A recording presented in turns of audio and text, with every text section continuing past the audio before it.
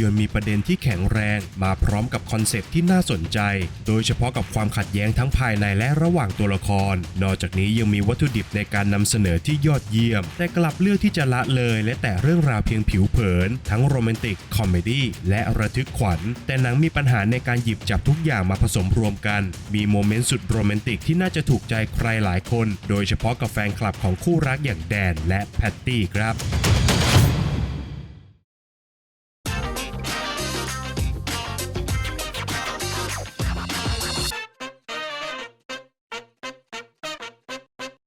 สวัสดีครับ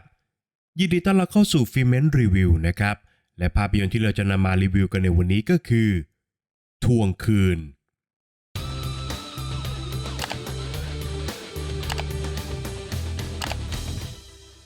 เรื่องราวของดินและพลอยคู่รักยูทูบเบอร์ที่เลิกรากันไปแล้วนะครับแต่พวกเขาเนี่ยต้องกลับมาร่วมงานกันอย่างไม่เต็มใจนักเมื่อลูกค้ารายใหญ่จ้างพวกเขาให้ทำคลิปขอแต่งงานเพื่อสร้างเป็นคอนเทนต์โฆษณาครับระหว่างการสร้างคอนเทนต์ดังกล่าวนั้นพวกเขาทั้งคู่เนี่ยได้พบกับบริบูรณ์ไลฟ์โค้ชชื่อดังผู้มีชีวิตการแต่งงานอันล้มเหลวและเขาเนี่ยกำลังจะสูญเสียสิทธิ์ในการเลี้ยงดูบุตรนะครับบริบูรณ์จึงตัดสินใจร่วมวงในการสร้างคอนเทนต์นี้ด้วยเพื่อที่จะกอบกู้ภาพลักษณ์ของตัวเองกลับมาโดยที่ทั้ง3คนนั้นไม่รู้เลยครับว่าพวกเขากำลังย่างกรายเข้าสู่อาถรรพ์ที่อันตรายถึงชีวิต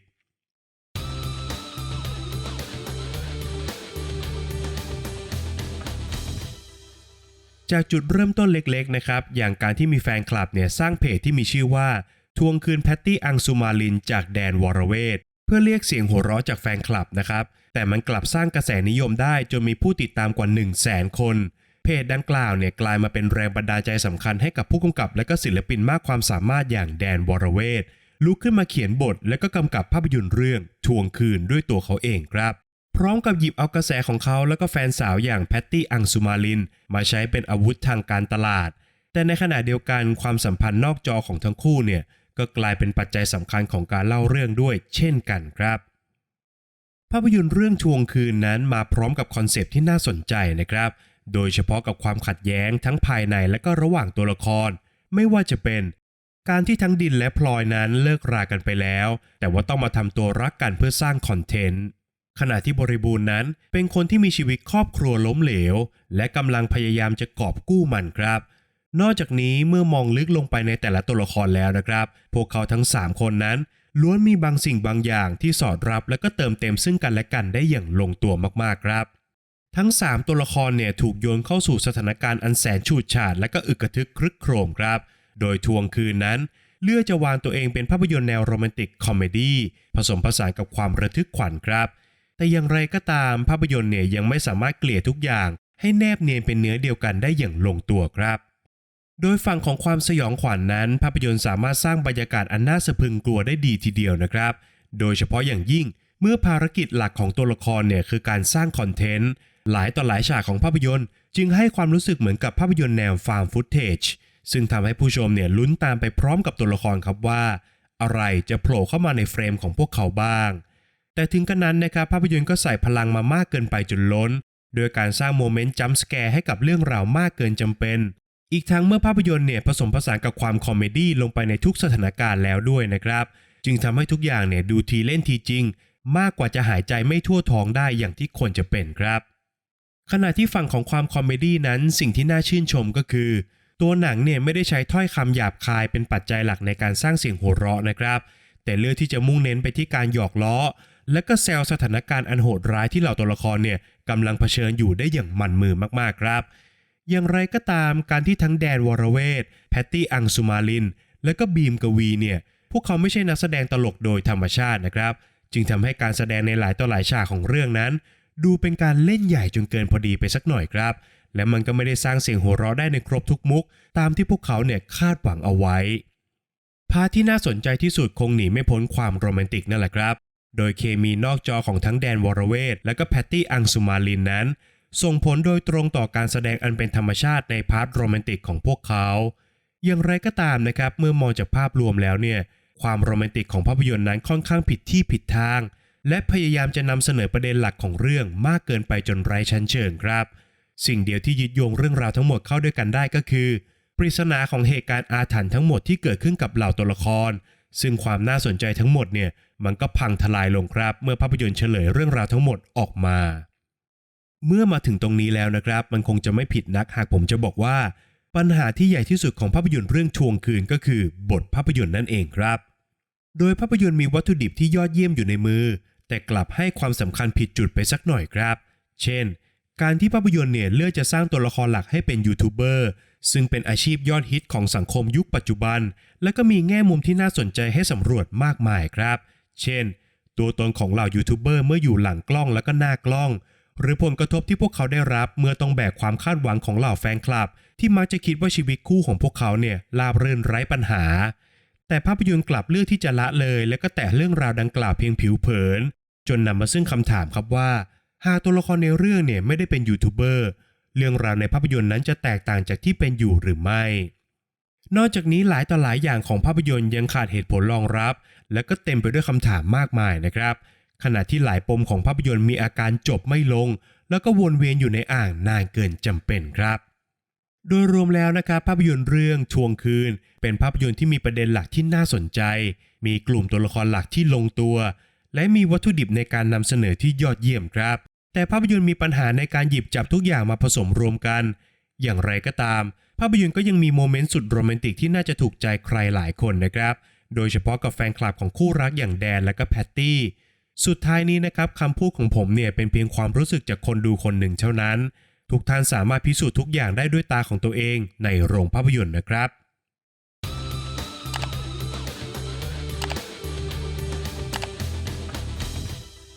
ประเด็นตกผลึกจากภาพยนตร์เรื่องทวงคืนที่ผมจะชวนผู้ฟังทุกท่านมาคุยกันในวันนี้ก็คือการรักษาคนที่มีค่าของเราให้ดีที่สุดภาพยนตร์เล่าประเด็นดังกล่าวผ่านตัวละครหลักทั้ง3คนครับนำโดยดินและก็พลอยคู่รักที่เลิกรากันไปแล้วแต่ต้องมาทำคอนเทนต์ร่วมกันอย่างไม่เต็มใจนักตามมาด้วยบริบูรณ์ไลฟ์โค้ชที่ใช้ลูกในการสร้างชื่อเสียงให้กับตัวเองแต่ในความเป็นจริงแล้วเนี่ยบริบูรณ์เลี้ยงลูกไม่เป็นเลยด้วยซ้ำนะครับโดยทั้ง3ตัวละครนั้นมีจุดร่วมกันอยู่อย่างหนึ่งก็คือพวกเขาทุกคนเนี่ยไม่ประสบความสำเร็จด้านความสัมพันธ์เลยครับสถานการณ์อันแสนวุ่นวายของภาพยนตร์เนี่ยผูกโยงเหล่าตัวละครเข้าหากันพร้อมกับโยนคำถามสำคัญให้กับพวกเขาครับว่าเพราะอะไรพวกเขาถึงมาเห็นคุณค่าของคนใกล้ตัวในช่วงเวลาอันแสนคับขันแบบนี้ครับทำไมดินและก็พลอยถึงสามารถมองเห็นแง่ดีของอีกฝ่ายได้ชัดเจนกว่าช่วงเวลาที่พวกเขาเนี่ยยังรักกันอยู่นะครับและทำไมบริบูรณ์จึงพร้อมทำทุกอย่างเพื่อปกป้องลูกชายตัวน้อยของเขาทั้งที่ก่อนหน้านี้เนี่ยเขาไม่เคยแม้แต่จะอุ้มลูกด้วยซ้ำครับโดยคำตอบที่ภาพยนตร์มอบให้นั้นตั้งอยู่บนคอนเซปต์ของคำว่าทวงคืนซึ่งถูกนิยามว่าเป็นวิญญาณร้ายจากอดีตชาติของเหล่าตัวละครนั่นเองครับภาพยนตร์ยังเล่าให้ผู้ชมเห็นอย่างชัดเจนนะครับว่าตัวละครทั้ง3คนเนี่ยล้วนแล้วแต่มีโอกาสที่จะกอบกู้ความสัมพันธ์ของพวกเขาได้ทุกเมื่อแต่พวกเขาก็เลือกที่จะละเลยและก็มองข้ามโอกาสเหล่านั้นเพียงเพราะว่ามันอยู่ใกล้ตัวเกินไปครับในโลกแห่งความเป็นจริงนั้นการทวงคืนอาจจะไม่ได้มาในรูปแบบของวิญญาณร้ายจากชาติปางก่อนแต่มันอาจจะมาในรูปแบบของสิ่งที่เราไม่อาจควบคุมหรือว่าต้านทานได้ครับเช่นเวลาธรรมชาติโรคภัยไข้เจ็บอุบัติเหตุและอื่นๆอีกมากมายซึ่งการทวงคืนในบางรูปแบบนั้นมันก็อาจจะไม่มีโอกาสให้เราได้กอบกู้ความสัมพันธ์เหมือนกับในภาพยนตร์ก็เป็นได้นะครับดังนั้นสิ่งที่ภาพยนตร์เรื่องทวงคืนบอกกับผู้ชมอย่างชัดเจนก็คือจงกอดความสัมพันธ์อันมีค่าของเราไว้ให้แน่นที่สุดจงหวงแหนช่วงเวลาใส่ใจความรู้สึกประคับประคองและก็เดินหน้าไปยังเป้าหมายที่วางไว้ร่วมกันอย่างมีความสุขเพราะไม่มีใครรู้ครับว่าชีวิตของเราและก็คนใกล้ตัวนั้นจะถูกทวงคืนเมื่อไหร่กันแน่ฝากไว้ให้คิดกันนะครับ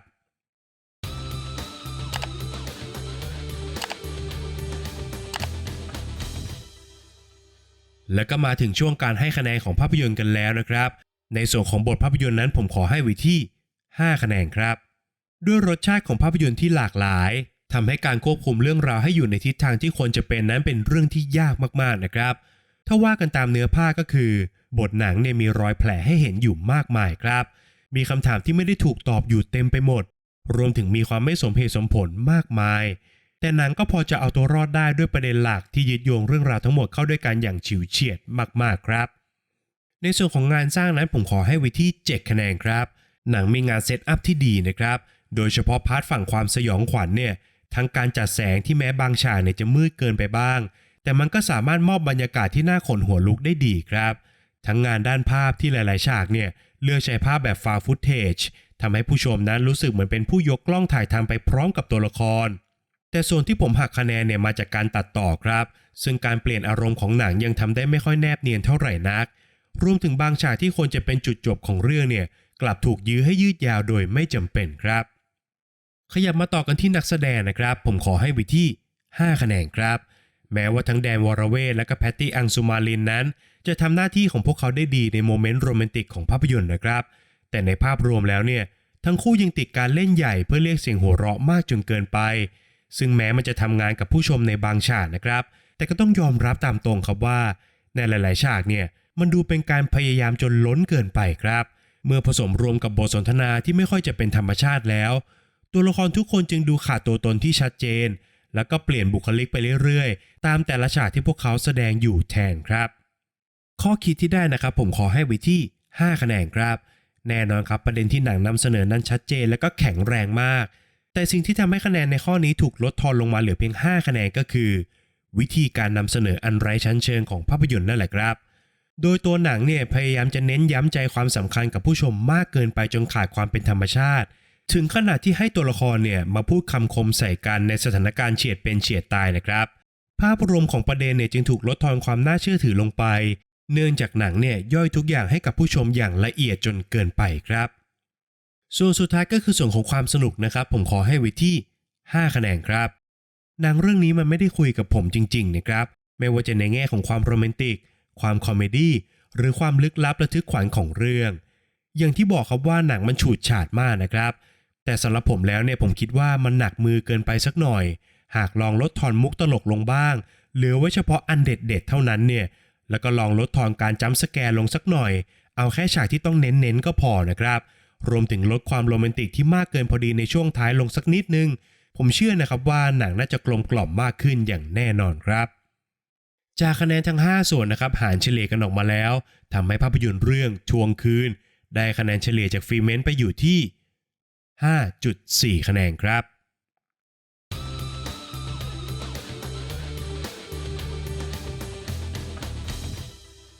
และนี่ก็คือทั้งหมดของฟีเมนต์รีวิวในวันนี้สำหรับภาพยนตร์เรื่องทวงคืนนะครับใครที่เป็นแฟนคลับของแดนและก็แพตตี้รวมถึงคุณบีมกวีเนี่ยผมเชื่อว่ายังไงก็ต้องตีตั๋วไปรับชมภาพยนตร์เรื่องนี้แน่นอนครับ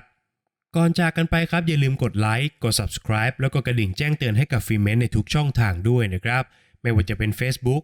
Apple Podcast Spotify YouTube Channel แล้วก็ช่องทางใหม่อย่าง Blockdit นะครับโดยผมพยายามจะเอารีวิวของผมเนี่ยไปแปะบน Blockdit ด้วยใครที่ชอบอ่านอะไรยาวๆนั้นอย่าลืมไปติดตามกันได้บน Blockdit นะครับนอกจากนี้ฟีเมนต์ยังมีกลุ่มด้วยนะครับเป็นกลุ่ม Open Chat ทาง LINE ครับทุกท่านสามารถค้นคำว่าฟีเมนต์แล้วกดจอยกันเข้ามาได้เลยนะครับใน EP หน้าฟีเมนต์จะนำเสนอคอนเทนต์อะไรนั้นต้องขอให้ติดตามกันด้วยนะครับสำหรับวันนี้ฟีเมนต์ขอลาไปก่อนสวัสดีครับ